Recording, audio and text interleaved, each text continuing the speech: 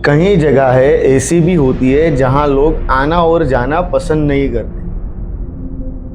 करीब ऐसा ही ये बस स्टॉप है। और यहाँ की ये बात अलग है कि यहाँ पे रोज एक बस तो आती है, लेकिन अंदर कोई जिंदा इंसान नहीं रहता।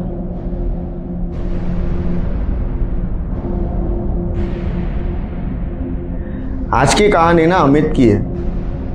अमित ना अपने दोस्त के घर पे होता है उसकी बर्थडे सेलिब्रेट करने के लिए। अब जो कि उसके दोस्त की बर्थडे पार्टी सेलिब्रेट करने में काफ़ी ज़्यादा रात हो जाती है, इसलिए उसका दोस्त उसे बोलता है अमित को कि आज की रात तुम यहीं पे रुक जाओ क्योंकि बहुत ज़्यादा लेट हो चुका है। लेकिन अमित उसे मना कर देता है क्योंकि उसे दूसरे दिन किसी काम की वजह से बाहर भी जाना रहता है। इसलिए उसने कहा कि नहीं, मैं अभी रुक नहीं सकता, मुझे कल काम है। अब जो कि अमित के दोस्त ने उसे ज़्यादा फोर्स नहीं किया, उसने उसे कहा ठीक है। अब अमित ने ये चीज़ डिसाइड की कि मैं ना ऑटो से नहीं जाऊँगा, मैं ना बस से जाऊँगा, क्योंकि बस ना उसके घर पे आके ही, उसके घर के सामने का जो स्टॉप है वहाँ पे आके ही रुकती थी। इसलिए अमित ने ये डिसाइड किया कि मैं ना बस से ही जाऊँगा, क्योंकि ऑटो ना डायरेक्ट उसके घर तक जाती नहीं थी। फिर बीच में ऑटो चेंज करो, ये करो, इसलिए उसने बस से जाना डिसाइड किया। अब अमित ना अपने घर के लिए निकल चुका था। वो जब जा रहा था ना तो पूरी सड़क पे सिर्फ अकेला वही चल रहा था, कोई था भी नहीं। यहाँ तक कि जो स्ट्रीट लाइट है ना उसकी रोशनी भी बहुत ज़्यादा कम थी। अब वो बहुत ज़्यादा दूर तक चला। अमित का जो दोस्त का घर है ना उसके घर से बहुत दूर था, ठीक है। इसलिए अमित ना बहुत ज़्यादा चलता है, कोई बस स्टॉप उसे दिखता नहीं। तभी एक बस स्टॉप उसे दिखता है। अब अमित जो कि थक जाता है क्योंकि अभी अभी वो बर्थडे पार्टी से भी आया है, वहाँ पे उसने बहुत ज़्यादा डांस वगैरह किया था, ऐसे मतलब मज़े किए थे, तो थक जाता है। और अभी इतना चला तो थक के थोड़ी देर वो बस स्टॉप पर बैठ जाता है और बस शांति से ना खुद को ऐसे रिलैक्स करता है और बस आने की वेट करता है। उतने में क्या होता है कि उसने एक चीज़ ना पहले उसके ध्यान में नहीं आई, लेकिन उसके बाद उसके ध्यान में आई कि उसके ना जो बेंच में वो बैठा था ना उसके साइड में कॉर्नर में ना एक लेडीज बैठी हुई थी। अब वो लेडीज बैठी हुई थी लेकिन उनके हाथ में कोई सामान वगैरह कुछ था नहीं और उनका मुंह ना पूरा ढका हुआ था सफेद कपड़े से, पूरा मुंह ढका हुआ था, सिर्फ उनकी आंखें दिख रही थी। अब ये चीज देख के ना अमित को थोड़ा अजीब लगता है कि इतनी रात गए एक अकेली औरत आखिर यहाँ पे कर क्या रही है। उसने सोचा ठीक है भाई, कुछ काम होगा। अब उतने में ना एक बस आती है। अमित को यहाँ पे बहुत ज़्यादा रिलैक्स होता है कि चलो फाइनली अब मैं घर पहुँच जाऊँगा। लेकिन वो देखता है कि बस में ना ड्राइवर सीट पे कोई है ना कंडक्टर सीट पे कोई है। अब बस का दरवाज़ा खुलता है अपने आप। वो औरत ना धीरे से अमित को बोलती है कि तुम्हें नहीं चढ़ना क्या बस में। तो अमित ना पूरी बस खाली देख के ना, और कोई था भी नहीं, ड्राइवर नहीं, ना ही कंडक्टर, ये देख के थोड़ा कंफ्यूज हो गया। उससे कुछ गड़बड़ महसूस हुई तो वो कुछ जवाब नहीं दिया।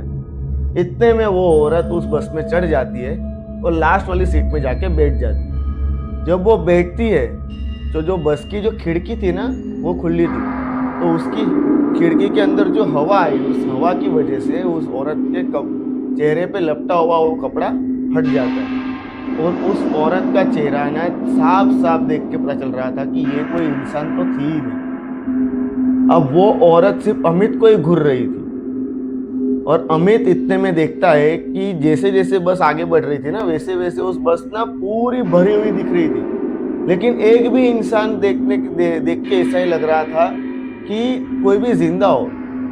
अब अमित ये सब देख के ना बहुत ज़्यादा घबरा भी जाता है और टेंशन में आ जाता है कि आखिर ये क्या हो रहा है मेरे साथ।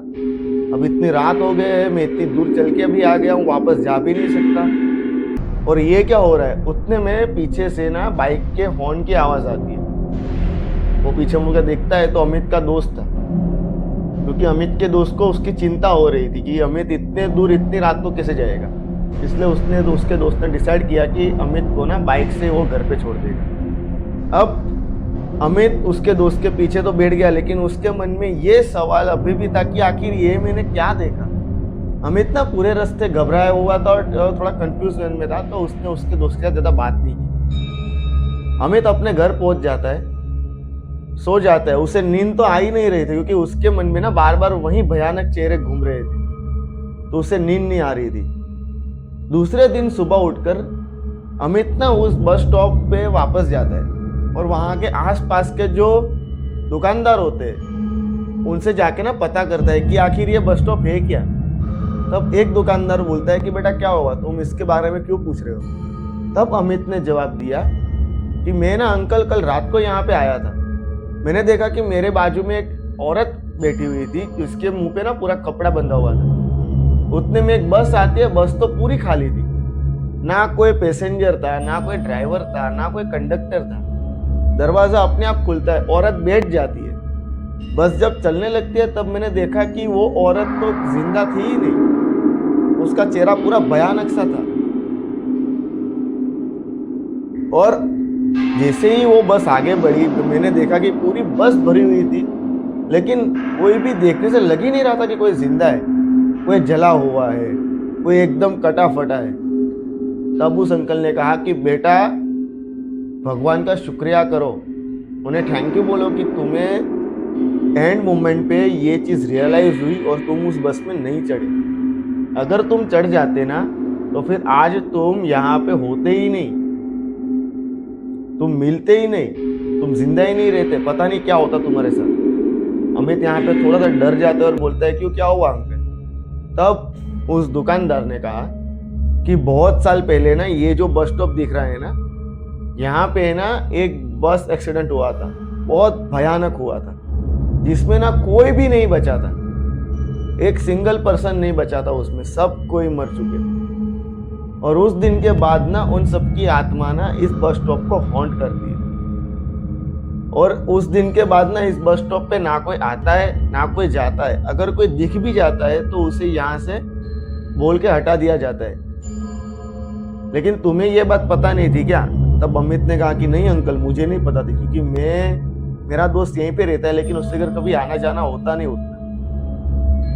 और ये सब बातें सुनकर अमित ने एक चीज तय की कि कभी भी किसी भी अनजान बस स्टॉप पर जहाँ पे एकदम खाली हो वहाँ पे ना कभी बैठेगा ना कभी जाएगा। और आपको भी ये चीज़ ध्यान रखनी चाहिए कि कभी भी किसी भी अनजान जगह पे जाने से पहले एक बार जरूर जांचिए। अगर आपको कुछ भी गड़बड़ लगती है तो वहाँ से निकल जाइए, क्योंकि क्या पता आपको नुकसान पहुँचाने वाले जिंदा भी है या नहीं।